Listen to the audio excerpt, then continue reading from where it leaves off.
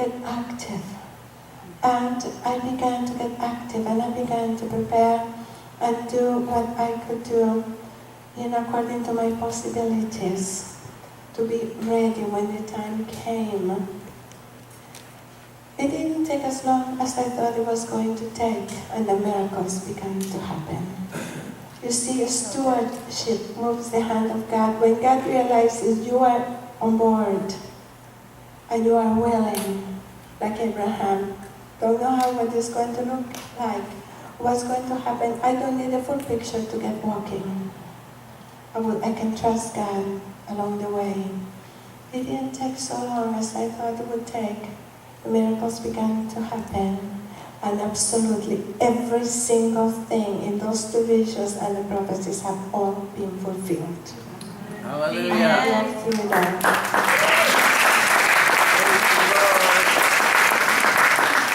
I have seen the impossible promises of God come to pass. I have walked through all of it, from the governments to the diplomats to the royalty to everything, just because God said that He's able to do what He promises to do. And the Lord has added more portions to my journey. He didn't limit it there, but He started enlarging my territory as time went on and as the years went on. And one day I was visiting my home church, and against all odds, I became the first woman to ever preach in the pulpit of that church. Yes, and the pastors said, it is still against our theology, but we cannot deny what God has done. We have seen what He has done. You see, and the amazing thing is, as I broke out of the box, others began to arise and say, maybe me too. Many of my friends began to say, if she can walk on the waters, why not me? It caused problems to the pastor, bless him. He does exactly what he wanted to avoid. But now there was proof behind it. It wasn't pie in the sky. It was real. And so I was visiting there one day, and the Lord said to me, He reminded me of those years past. And He said to me, you do realize that everything has been fulfilled, and you are beyond that now. And He said, so I want to ask you, are you willing to speak out of the box, prophesy out of the box now that you know what I can do? Because you are living it. He said, so other people around the world can have the opportunity to choose to believe me like you chose to believe the Americans when they prophesied over you. And I said, absolutely I am. Because there is no one on this planet, regardless of name, position, titles, and letters behind their name, that can tell me it's not possible. I'm living it. It is, no one can take that from me. I know 100% God can do all those impossible promises and all the Hollywood prophecies to come to pass. You see, I got authority and impartation that no one can take from me. And the reality of the kingdom, of the great God, that no one may know your name, but He knows you. No one may make room for you, but He will. Many can pass you by, but He won't. And that is my God who found me in that little village and called me by name. You see, but the thing is, we have to learn to walk in step with the Spirit if you want your destiny. If you want the promises, God will do it. You see, when we receive prophecies, it says in 1 Timothy 1:18, Paul said to Timothy to use the prophecies spoken over him to fight well in the Lord's battles. See, prophecies are not just words to encourage you and make you feel good. They bring destiny, they bring direction, but they are weapons to fight your circumstances. Amen. They are weapons to fight in the battles of the Lord and to fight for your destiny. With the Word of God and with the promises and the prophecies spoken over you, you can look at any giant and tell it to get out of your way, and they have to and they will. We have seen it over and over. You see, because no one can stand against the Word of God. Nothing can stand against it. And we're so used to having circumstances challenge our promises. But the reality is, once you have promises from God, you can challenge your circumstances. We go from the defensive to the offensive. To take the land because God said so. But we have to use them. Use them, not forget them, not put them in a drawer and then forget them. That's what most people do. Get the prophecies, they like them for a while, then they forget them. Very often we get to conferences in places where we have been in the past, and people come and say, in preparation for your coming, I just listened to the prophecies you gave me 8 years ago. And I'm so excited for what else is to come. I'm thinking, really, you expect more? I had it in the drawer for 8 years and have done nothing about it. You want God to give you more? Really, stewardship. You can't expect God to enlarge your territory if you're not willing to walk. And that is really sad because that mindset is very active in the church. When we receive prophecies, and when we give prophecies, we are revealing callings and destiny.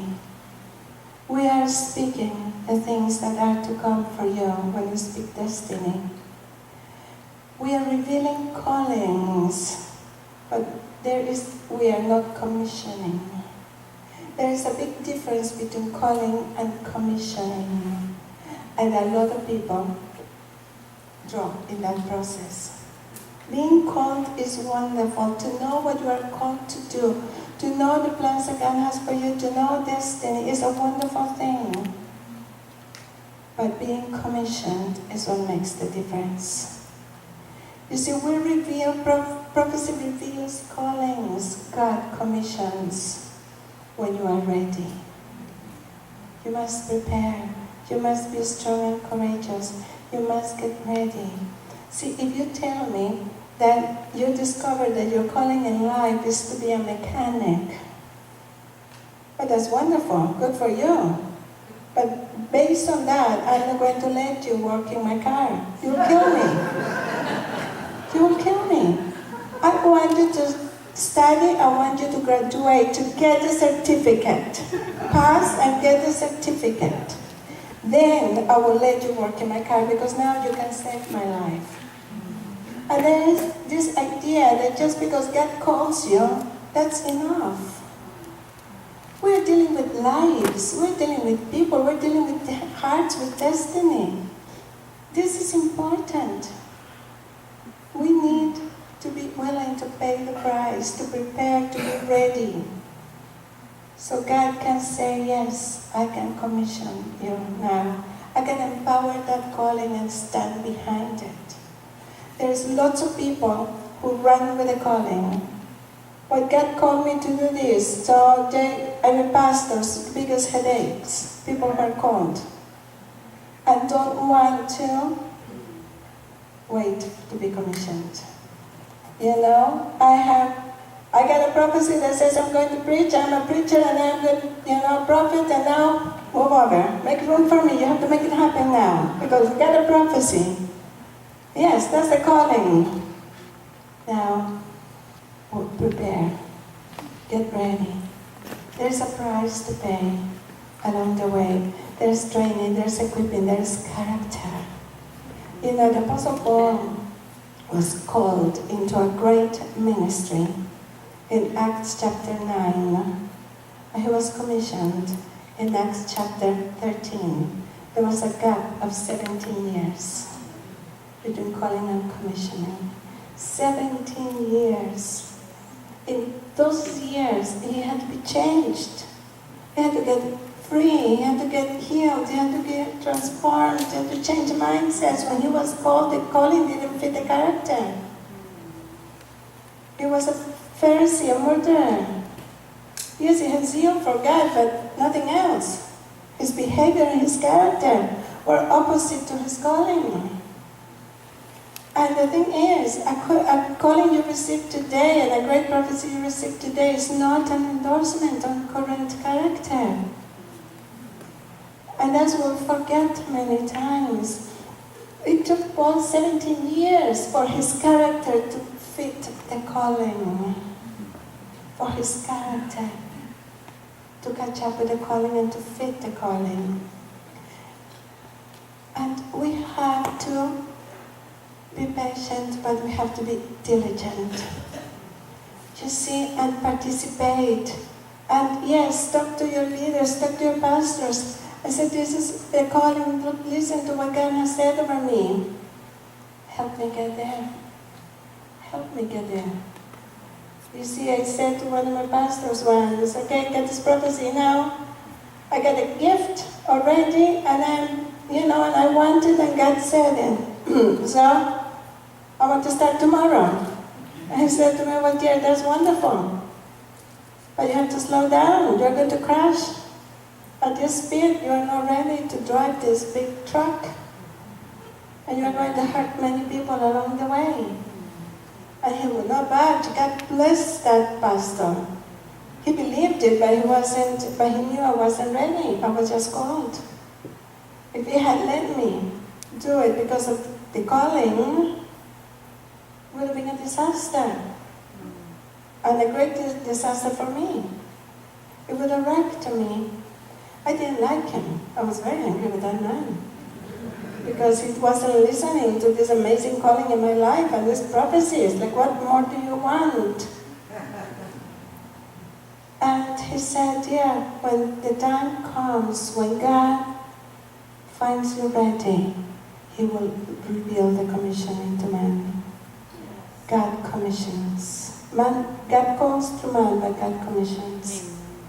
You see, and when the commissioning comes in your life, when you are ready, when you are trained, you are equipped, you are prepared, your character fits the calling now, then God begins to make it evident. He places his hand behind it, and the endorsement of the anointing begins to flow. And it becomes evident, and then people begin to recognize it. And then the Lord speaks as he did about Paul and said, Paul and Silas, now lay hands on them and set them aside, send them out. You see, not many people want to wait for that. They want to step out in calling, being called. And they don't last. There's no longevity when you step out before you are ready, before you are commissioned. And yes, we learn to serve and serve and serve and do what we can, and then God will increase. There are many people who will remain all their lives called, but will never be chosen for commissioning, because they are not being stewards of the calling of God in their lives. We see it all over the world. Lots and lots of people, great promises, great prophecies, great destiny, great callings, but nothing more. And sadly, some of them will never get there.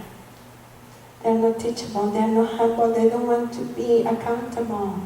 There's nothing worse than someone with anointing and no accountability. They cause a lot of trouble and disasters. No one wants to open doors for people like that.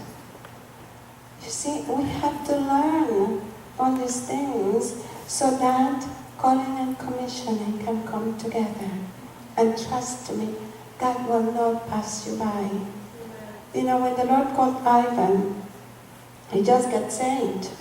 He was, healed from severe dyslexia, delivered from drugs. He was a drug dealer, and 16, severely dyslexic, and he was a write-off. And then he met Jesus, met the Holy Spirit, and instantly got delivered from his addictions and healed from dyslexia. He had never seen church in his life. Amen. And when he, the first day he was there, just got saved with, John and Carol Arnott from Toronto were starting ministry. It was the first beginning of the journey. And Ivan got saved with them. And the Lord said to Ivan, watch that man for one day, you will do what he does. And Ivan said, what does he do? Like, who is he? I know, I just saw him speaking at the front, he didn't even know names or anything, he didn't know what pastor meant, or what ministry meant, or anything. And that's all he heard. The next day, he showed up at the church after school and said, here I am, what can I do? He figured, I am not going to sit and let time pass. I want this. So I'm going to follow this man and I'm going to carry his bag and shine his shoes if that's what I have to do. To learn, to watch and learn what he does. Because God said one day I will do whatever it is this man does. And he began to stalk John, bless him. And he found out where they lived. And he showed up at their house to mow the lawn, to wash their car, to wash their windows. He came to serve. He didn't come just to annoy them. But he made himself present. I am going to learn. I am going to do. And he showed up every day after school at church. And, washed the toilets 3 times a week. Just so he could be there. And whatever was necessary, he was doing empty garbage cans. It didn't matter. And he was there, and Joe began to show him how to do jobs around the church. And he began to mentor him and talk to him. Carol finally, Carol just fell in love with the little boy, the 16-year-old boy, and given us a son and finished raising him. But one day, Carol just said to John, honey, give him a job of some sort, because, we gotta do something with this boy. He's not living. He's determined. He's going to learn. He's determined to do anything it takes to learn.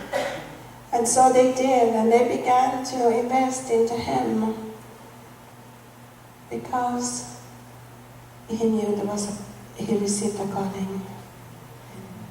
And it took years, yes, and it took a lot of things before commissioning came, but it didn't stop him. He developed a servant's heart and character. And today we have interns in our church, and we have a team, and we have people minister with us. But you constantly, it's rare not to find Ivan washing the toilets and mopping the floors and sweeping the carpets, mentoring our young interns, just like John did with him. You see, being called is wonderful, and being active so that commissioning will come. It's very important. You will succeed greatly as when God commissions, and you will be a great asset in the kingdom as God commissions. Prophecy, it's powerful, so powerful, because it breaks, literally, boxes. It adds to our lives. It enlarges our territory. It gives us new things in prophecy. Are very exciting. I love it when I get prophecies that affirm, confirm, but create a creative side when new things are spoken over us. That means God is enlarging your territory and expanding your borders. It's adding on to you. You want that. You don't want your borders to get smaller. You want them to get enlarged. You see, but it says in 1 Timothy 4:14, do not neglect the gift imparted into you through the prophecies spoken over you, but give yourselves wholeheartedly to it. It is really important to pay attention to what is new in my prophecies, because even though you may hear them say, but that's not me, I don't do those things, I don't even like doing that. That part cannot be right, because it doesn't fit me, that's not me. But according to what Paul told Timothy, in that scripture, the gift to do it is imparted into your spirit when the prophecy is given to you. So through the prophecy spoken over you, do not neglect the gift imparted into you through the prophecy spoken over you. But give yourself wholeheartedly to it. You see, you can remain with a dormant gift in your spirit, or you can activate that gift. It's up to you. Neglect it or not, it's your choice. You see, if you choose not to neglect it, then God will empower it, and it will come to pass. You see, when Ivan got called to a prophetic ministry, the man couldn't prophesy to save his life. It was the funniest thing, the saddest thing for him. I liked it because I was very proud and arrogant back then, and I didn't want him to be like me. I was prophetic, he wasn't. I thought, yes, he can do all kinds of wonderful things, but I'm better than him in this one. And I liked it that way. My character was not so good yet. Still needed healing back then. And there was Isabel. He couldn't even hear the voice of God. God bless him. And then this prophet came to our church and prophesied over him. And he was so anointed, prophesying over everybody through the conference, and wow. And then he was going to prophesy over the leadership team after the conference. I couldn't wait. I thought, wow, he's so prophetic. It's going to make me look so good. He's going to take a look at me and see how gifted and anointed I am, because I thought I was that way back then. I told you yesterday afternoon about that, and I thought, great, it's going to make me look so good, it's going to blow my trumpet, people are going to say, wow, and she walks among us. Was so good, so gifted and anointed, because of my arrogance and ignorance, that's what I thought. And so it was prophesying over the team. It was really cool, it was great. I was like, yes, thank you, Jesus, this is going to be amazing. And suddenly he left us for last. And he came to prophesy over both of us. And he began to, as he was prophesying over us, suddenly he turned to me and he began to prophesy over me.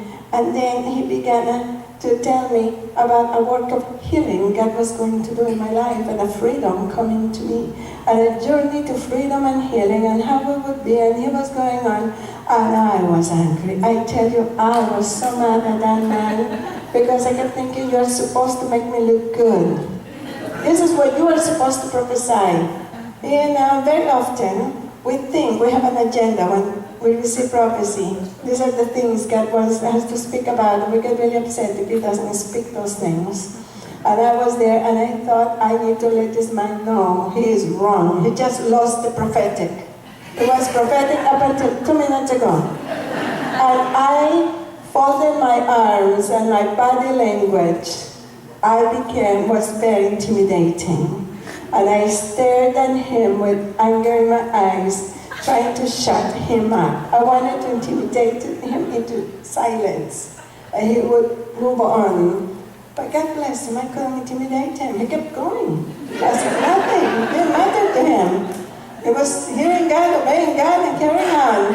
And I kept thinking, he's making me look so bad in front of the team. That wasn't the plan. And it went on. And then he turned to Ivan to prophesy over him. And that was even worse. I tell you, he said to the man who could not hear the voice of God if his life depended on it. Really. The man had only heard up until then the voice of God clearly twice after he got saved, when God told him he would do, the John thing to follow John, and when he married me. Aside from that, he never heard the voice of God. And this prophet said to him, son, the Spirit of God is going to fall upon you as it did upon King Saul when he walked among the prophets. And you are going to arise as a prophet of the Lord. And you will walk, and the mantle of a prophet will remain in you forever. And like King Saul, it will never depart from you. And you will speak the word of God, and you will declare and proclaim, and heaven will stand by you. And you will travel the nations, and you will speak to rulers, and you will declare to kingdoms, and you will speak to heads of state. You will train and equip the multitudes, crowds will come, and all of that. And we were looking at this man like he just grew a tail. I tell you, if I have ever heard a prophecy that doesn't fit was that one. I thought mine didn't fit, but that one really didn't fit. I thought mine didn't fit because of arrogance and pride, but his, in reality, didn't fit the subject. And so we were looking at him and thinking, what is wrong with you? If you were in the prophetic, you would know this man can't hear the voice of God. He's blind and deaf. There is nothing here. The prophecy has nowhere to land. And you are giving it to this man? And on top of that, he was making Isabel look really good after he just made me look really bad. I wasn't happy about that. And then the rest of our team were standing behind the prophet guy. We're looking at each other with disbelief here in the prophecy. And they were going like this behind his back, and I kept going, yes. He's wrong. Don't listen. He lost it. He lost it, blowing it so big.